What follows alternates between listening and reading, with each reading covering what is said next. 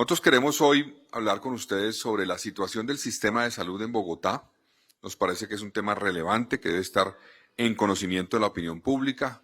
Como ustedes saben, desde que nosotros llegamos ha sido una prioridad garantizar que avancemos en que las subredes funcionen cada vez mejor, que logren abordar los retos que han tenido en los últimos años en la ciudad.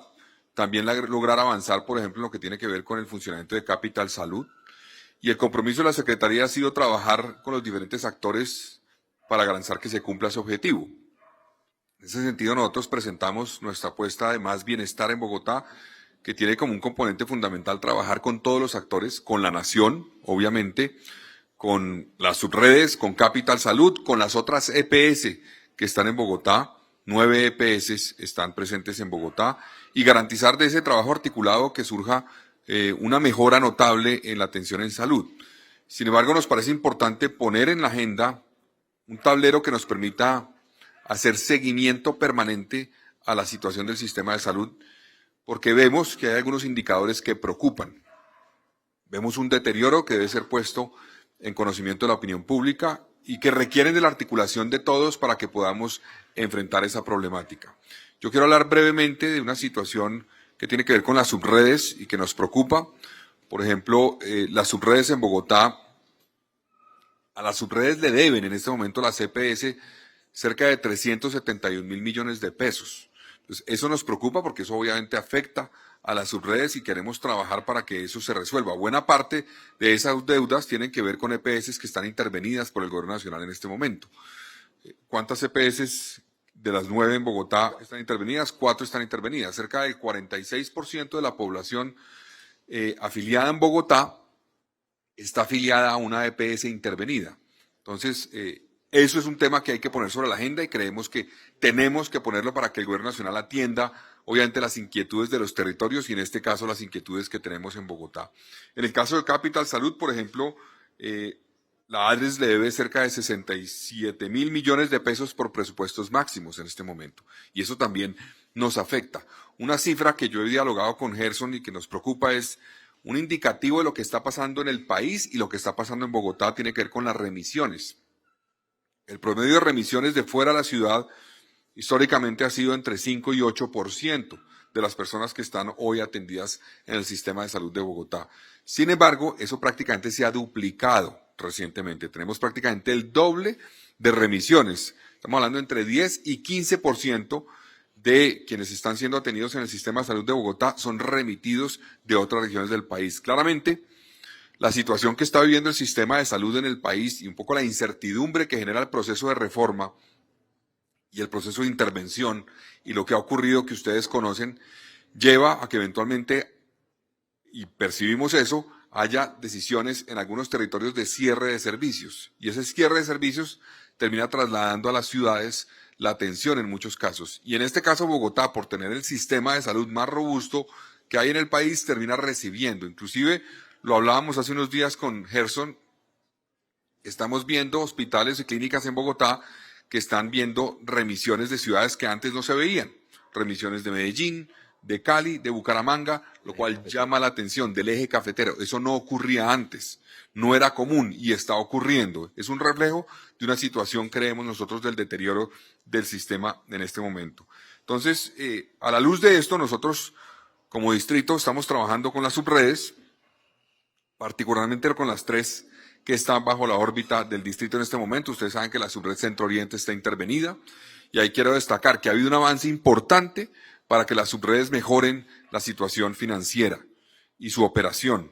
Sin embargo, esa mejoría se ha visto claramente en las subredes que tenemos nosotros bajo la órbita del distrito. En la subred Centro Oriente no ha ocurrido lo mismo y queremos poner esa alerta, porque la subred que fue intervenida precisamente para atender la situación que tenía no está viendo la mejoría que sí están viendo las otras subredes y nos parece también importante poner eso en la agenda.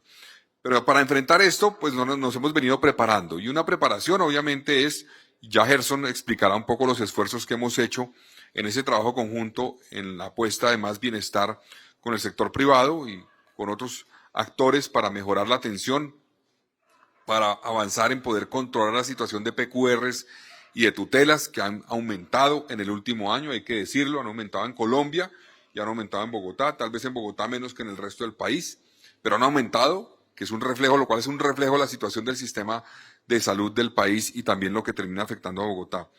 Y él va a contarnos ahorita qué se está haciendo en ese frente específicamente. Pero queríamos poner esto sobre la agenda. El primer paso es también tener la capacidad de monitorear, de revisar en qué está el sistema. Por eso este tablero de control que viene, digamos, a complementar lo que ya existe en Salud Data, que es una herramienta muy poderosa y muy importante que tenemos en Bogotá, busca darnos herramientas de seguimiento, por ejemplo, al estado financiero que tienen las EPS, que están en Bogotá, busca darnos información que tiene que ver, por ejemplo, con algunos datos en salud que son el reflejo tal vez o el primer paso que se genera en términos de afectación al sistema de salud, se reflejan unos indicadores de salud. Lo vemos ya y por eso nos parece importante ponerlos sobre la agenda para que la gente los conozca.